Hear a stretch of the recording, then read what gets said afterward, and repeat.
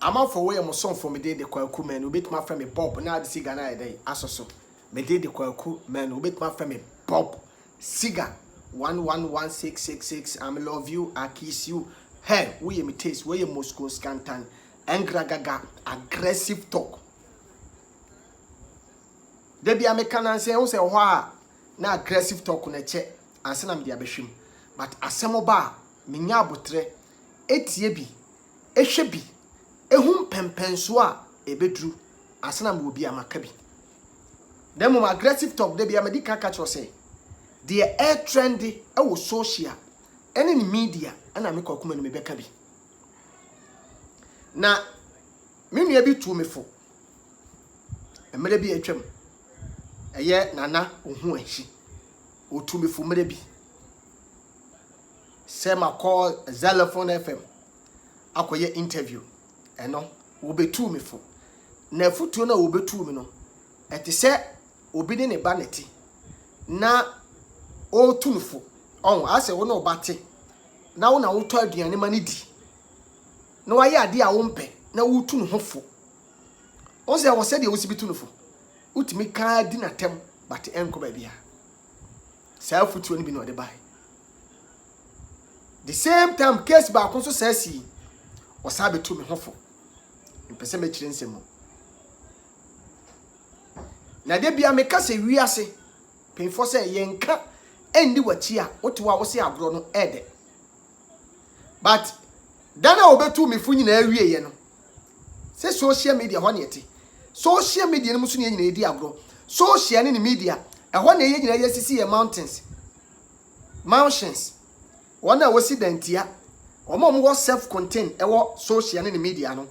omo ti East Legon omo wo tafo omo wo kro from tese eye kro social media ye kro etu betimi ahia obi osimi no social media wo betimi no obi abompunumpo ehfa na minimu na se yetimi no obi hia ebuso obi se ehfa na wonimu no dia na ese ho ye kro eye ba bia edi agoro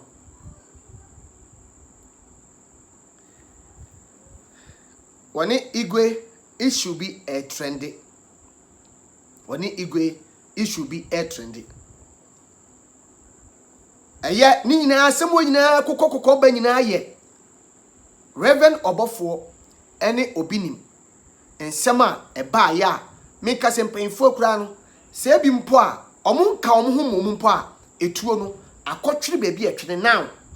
yentin sampeinfo nka bio because for say said yet we won ne ba ye obinim won ne ba ye Obofo won ne ba ye no wotim se won to won no e crash it will be apart from sa won in echi no obi atiada bampeinfo se sebi onan ko wuran kasenkase mu a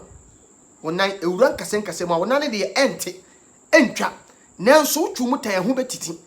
omum peinfo no mienu ne gyae no obi anhye dan ye obata e de ya wotim se ekutia kakra ye de enenemu omasem akoda na emum no asem ne ban ne kwan a igwe fa mu ba mu se adamfo na damfo no obi nim na damfo no Obofo eba mu no se de obesi bi dresse asem no anye Ghana fo no mu bi de na me kura me kwakuma no kura no make me aka say one dressing yi because afani nya asem a eye nipa mienu no nipa mienu nya asem a na se wo ba mu se lefri enkokontokwa lefri ntotwede lefri ntumboba enko bu ai field ne so na dia lefri gire mu ni se wohwe ama asomdwe ye den eba enti na nipa bebre expect se de igwe ba mu na obeka Obofo asem no ase okogina one side enti ankoyie magana fo bebre no e condemn eye igwe se igwe wa hunu ntokwa ne pata ase sebi wo Obofo ho trimuka na wo pekwan bi pe platform bi e de agina so de abeka na asem this is the time ase wo nya ho na wo pese wo like wo ton ho magana fo ye de ehum ti sansem no ne se de egoi baye no anye nkofo bi de ankoyie this is aggressive talk ankoyie tugwe egoi ehun tokwa ne pata obi ta aka asem bi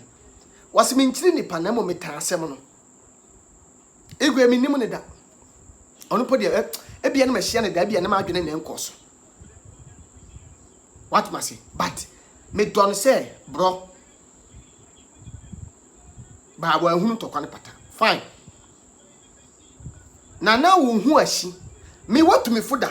enti me wakonya say won sem we na aba no me wakwan se me wo soso me tuufo na sika bi nsin sika bi pane am wo pane wo ye adwuma wo social media me ye adwuma wo social media umpo me wom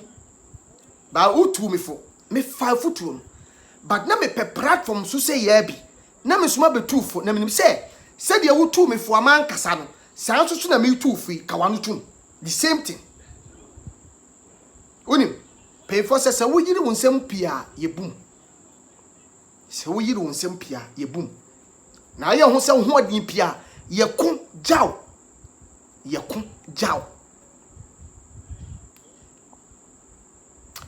oji hu di too much na sisi a wo to ho ma wiase hu se asa wo to mi bi atumu wan kasa wo bo ho samrane se wo kura wo ye nana mehwa wo interview ba ko bi sabi pay for se obagimi for kura no o kana no tuma ye bu ne nyansani enya nsem nya na react o enya nsem nya na ba social media ana wo tie ye soso etimi mi suoi kwakoma mi tuoi nya social media nsem bia na ye kafa me ho a me soso because ye wasembu o ma wo soso kura na en favor ebe favor ni pa tie en soso akwase me koye interview bi wie ya ma bia na me first na me respect ne pa a wo beka sa bi se ne wo so wakwa adwene ne mu a ti man so na asem so ko me hu se wanyini but e banya nsem ni adwene mu a wo so wo yakoda ba me di buo man se na me si bi respect sa man no na me die ni die ma no sabi social media ne na sabi eye pro obi etimi wura mbi because obi okura kasa de kasa onim kasa na so pese o tena social media so no interest asem eno tinam se social media ne ho but enye obi na se o ma ho kwase won tuufo no nhye onkuran obi wo ma ne tini si so kwa but adwene wom etisa akoda adwene same mi koye mi interview ye na menimi nua ba bi so kasa onso ye social media person say ya me penasem because when hard work because US me frɛ obi onso so me penasem because for the hard work wonder why you social media adwuma ni nyina no enkofo follow one ehwe one sua bibi free wo nsɛm wo kamu but they me to social media one na wo kasa nyina ne sɛ wonya platform na wo kasa memma wura mfi ho sɛ wo asɛm betimi ato ama asɛm betimi afesi na mmom sɛ nipa no wote sɛ nipa a wo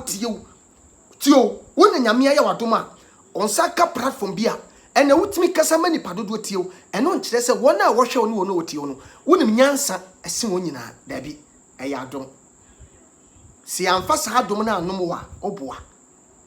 etizi ye de sa adom ne dom nsoso a na urade timi de dom na wutimi ye life ama ni patimi be o platform so ebehwe ma comment ebu okra wutimi de obi atam so ade tia wo sa beba eye wo frɛ eya adom na what the unyame ase but men fan ho but enipa bi wo ma otimi se kasa kura omunim kasa but social media na ayefo a obi a timi be kasa obi na ka wasin sufi bi atimi dunja ti sama na menim se wo nyansafo na adwene mu do na obeka amasem se wo bi dress asem no me hu se ampa se age a number na nya adwene tinasem man soso koso wa yakoda ne kasa kire se wa yakoda ba wanyini patoti asema miki eti minia na ohu ashi mi hwe wo interview bi sisi a wo ne ye friends mi si asamba me mpre mo ho nka bio mi tiem hwe ba bi ye kokansa video eba bonte yesi yabo nyina no obia hwebi obia Ghana fo nipa dodo na mo social media ndie obia hwebi ma sa trend awo WhatsApp medical po obi na de WhatsApp me ma me hwe bi on ponye so de WhatsApp me po wo de two group bi mu na me wom na me hwe bi obi no obetimi aka cho say yamo yebo yeswa no ye ne yakontokwa ne bi ye nim se de ntokwate obi a ye wu ne ba wiase won to broda ba ye ne mo bi ya to broda ti asema making said ye igwe ye fast a obo punch wo ma wo to fom ti asema making no wo sade ne na bonkum etwa wo pa say said odi ne na bonkum say butu a na minim say ho no ti o said ye wo si bi kasa wo akukuduro wo vim said ye wo akọ ma hwene ya de mema na fa nanu so sisi a no mon kasa nche no de mema fa nanu so sisi a wo de mema na fa nanu so sisi a man ka nche na de meye nsisi a na eye me surprise say obi a wo kasa se wo se na lapia ne hye ho ntu kasa e bakam na nim kama sound ne bakama na preko pa ye hu say wo da fom no mete shock kakra mete shock papa na wo sori ye nsoso no minim say wo be ye bibi wo sori ye na so watching na odwane ene ye mi area ana me na me frɛ wo mo no mo bai me ye wo hene me ye king me pese mo chom say me ye the king me ye say ohene ba king na wo ye no wuti kingdom mu wo mo obi abewura wo kingdom mu ba bi a wote ama ni penalty me be defeat wo abobo sei asa firi mu wasa babonten say kasa sei menua me se watu me foda ti me so me tuufo bi said ye me tuufo a wa meka wutu me fo a ma meka sa no ti ye me so mafutu a me tuwi e meka sa sabi obajimi fo kra ne ye se wo kana no tum kra ebu ne nyansani se wo hwe wo se wo anhwe wo ka wa no tum e social media agro ne yedi no watu me fu mre bi atwam but me na me nim de ma ya wutu me fu ba me gitu mu sa efutu de yempo nam dodo ansan kwan na mpefo sa ne mia mpo won kaye ti mampo afutuo because say nam dodo ansan kwan ti me fa afutuo no ti sa obe fa me suma afutuo ya wan hwe ya ho obe kasa sefa ne wanuma asema ye ha nipa sabi omo mo follow no odi asema me kan me ka kire odi bat me kasa kire badwemba se wan ka wano antum we mnemne mu a penfo se ye nyina nkran ni mu tutu nkran ni wan hwe obegina nkran ni matutu nkran ni obewie no ay mistake ni wachi ase wo so di ama police wo na wo so di ama police mesrew sa wo ni ama police di a twaso na police fo anya omadwuma na mum se wotimi hunu ntokwa kode a wotimi hunu ntokwa kode a police nka bi ma obiem ana tu sosufa ho toto high level na wodi ho toto no wodi ho to level bi a wonya ndu sa level no na ho ashi memfa ho toto sa level na wo pesa wodi ho to no ana national security di machi ana me boys enti yemfa nse wo na ho ashi me madam fo no na wo kaka wasem baabi na se me di wachi kwa me your boy me your boy me eti kan wo wanu se o me ne me namfofo na kwai na wadanfo no omkoe no o kasa bia na me boys but omo so nya wo boys omo so ya wo namfofo enti ade na wo nsipi nkase me ankasa me namfofo me no omkoe sa wo the bodyguard koya the good bodyguard bia no ka moment entokwa ni siye no enkoba be gina ba bia wo chiro because wo guard o se ba ya basa ye bia se de dede ni start se ekoso a wo na wo se se wo bo wo hwe ho no wan kase wo bo hwe wo se wo yan se wo ba so nti wo ko bachi no ana akonwa de wo hwe ho ana hu se ne boy ba ko atam table se wo de ba nti na bibisa se sa wo bodyguard national security na wo de wo mkoe no omo we no omo we fa no omo we ese wo yi wo madi because sa wo boys no oh okasa in capital letters okasa se obi a sebi woda apem so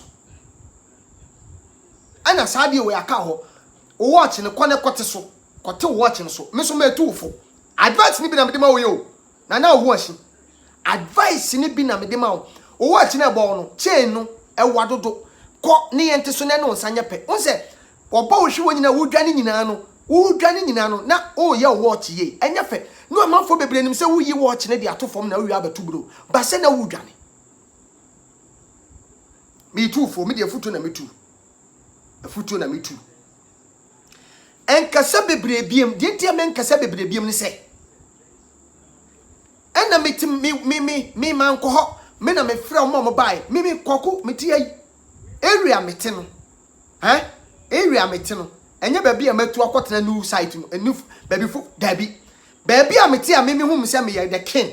me na me di me ne wo ho a boys follow me voice back come no wontimi ma ka area ne kwa ye kotena kora wo bo hu nipa atwa wo hia wo bufu sesei wontimi nton sada obu efu sesei because wo me kingdom mu na wo hwe nipa wo ho a try pe obedwa wo akora wo nto but wo ka wo kingdom ni nyina no kingdom no emu nam ebu nua nyina tutu susu kasa me dem se me tufu because wo betu me foda timi so me tufu ne said you tu me for man kasa no kawano tu me mafutu me kasa wa kire because me hu say wo ye me nua na wo tu me fo entitu wo so hunu say me tufu o say what sa show subabi sana minimu wa ena masehu obi a wo ye wo interview no na GH page nipa na wo ye interview na minim said wo ye interview si bifa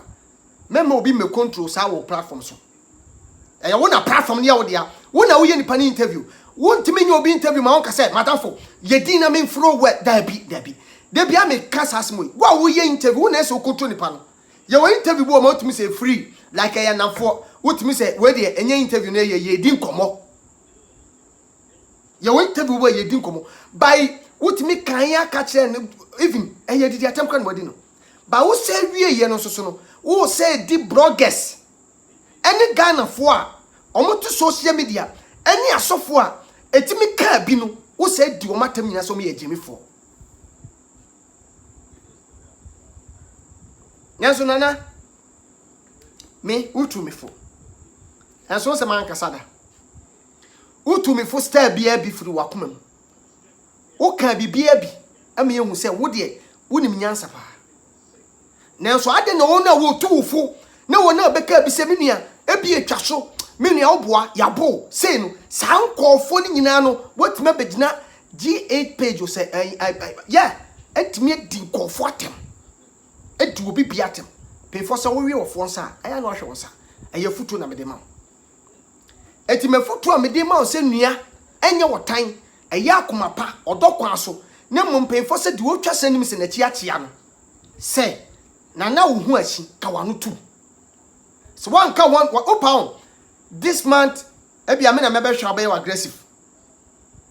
ebia me kokuma na mebe hwa na ma aggressive wo de from china ne tinachi ko nyina mepe wo number odawroma me last one says ne twato mefrew ne yakasa wo ye social media futuo na mede ma wo ba me wi a mepe wo number asa frew off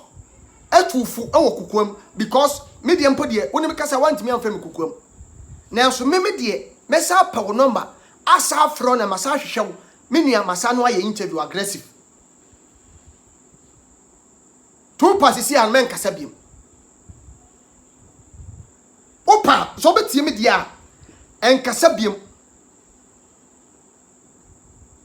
oso akwan busa say na wo da fo say an si abom yo yamum yo yenko etimi nua mesrew ka wano tum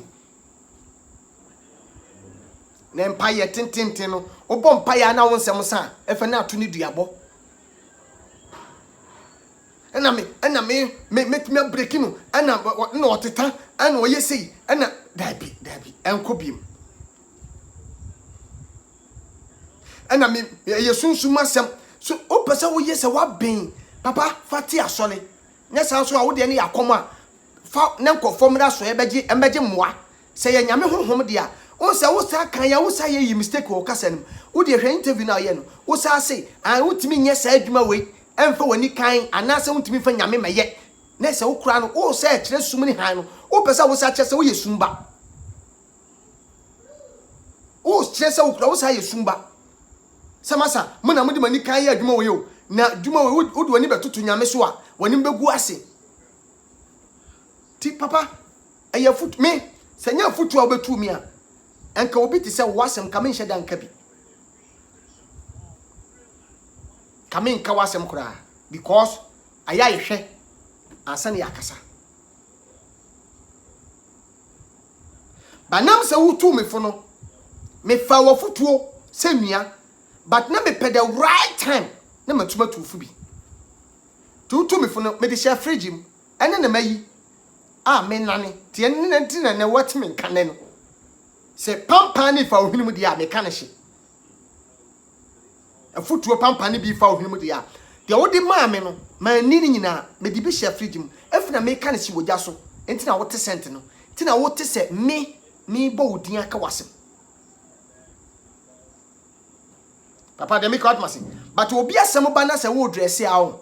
aye susu kan te se de wo gina ho susu kan se de wo nim nipa on se wo kasa eku nipa bebre hu fin afutu no bi na metu no wo kasa timi ku nipa bebre hu fin ampa ye won kofo bo mo a na wo ka o masem wo deserve se wo ka o masem ba ye nkofo bi susu wo ma wo ka o masem a to very careful. Tram say wo yiri won sem pia e bebum nyesa so e bedwane agya.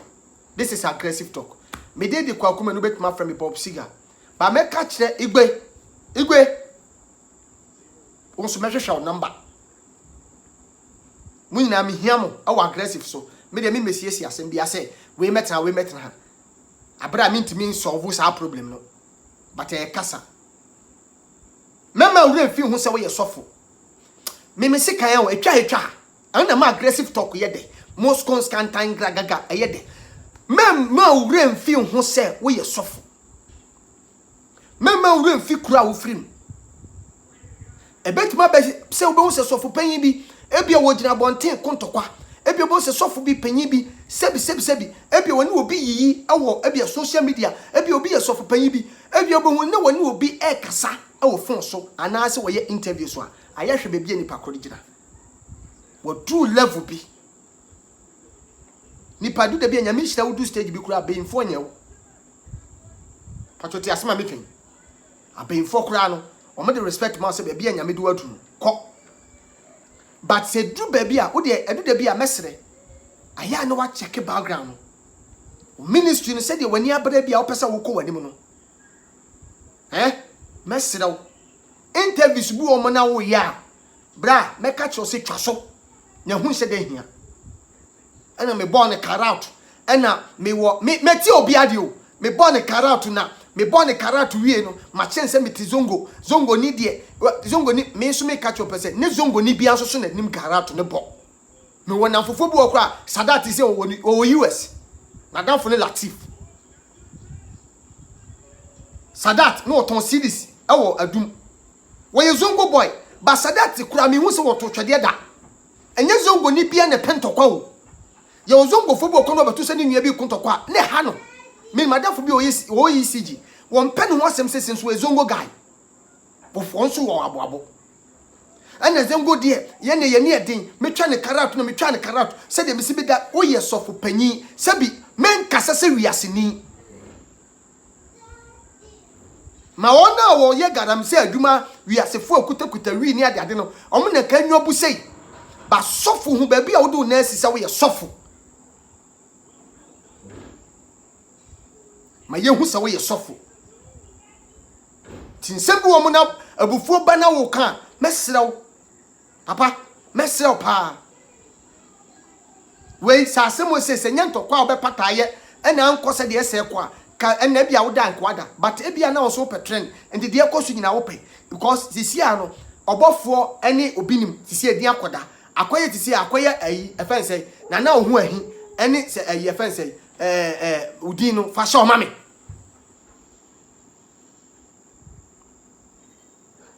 me pacho de make what must say this is aggressive talk it mesre etuo nkotwe bebi etuo twene etuo enkotwe bebi etuo twene Sa mebo meye o sei me twa karat me ye sei sofo se bi mesrawo wona woton nam kura twitwa tio wona woton to so kura no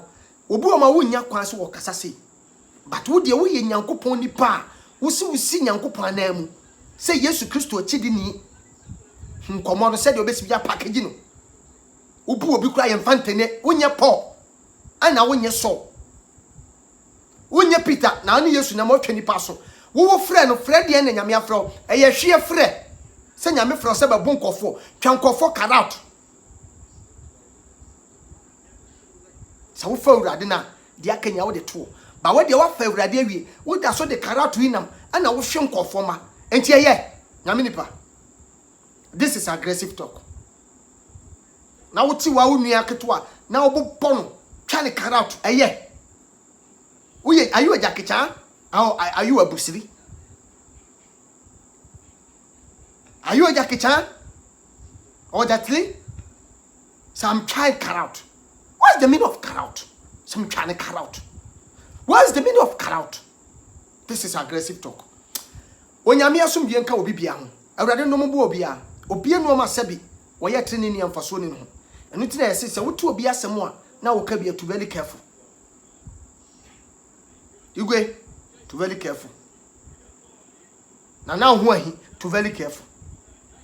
But ni na ne de ten say ye gi bibie firi o mo sa ye nipa. Eno na kire se bi wotu nyonko asem a nya abotre because bibie betimi asi ato. Tinye se bia menua sofo bia nya asem, menua sofo bia mienu nya asem. Na bia mebe begina na begina one side. Na akofa problem aba. There be. Me pe wasem pa igwe. But sheni enyina nya ye interview won se bia we interview bu omo gro ho ana wo hwe interview ni bi interview bu o ma ye gro ho ase ye twetwe ana wo hwe bi interview no ma ye wo wie na wo hwe bi ase ni pa na dwe ase wo di wadwene di agro aye ahwe bi na me chosa wo ye sofo eni agro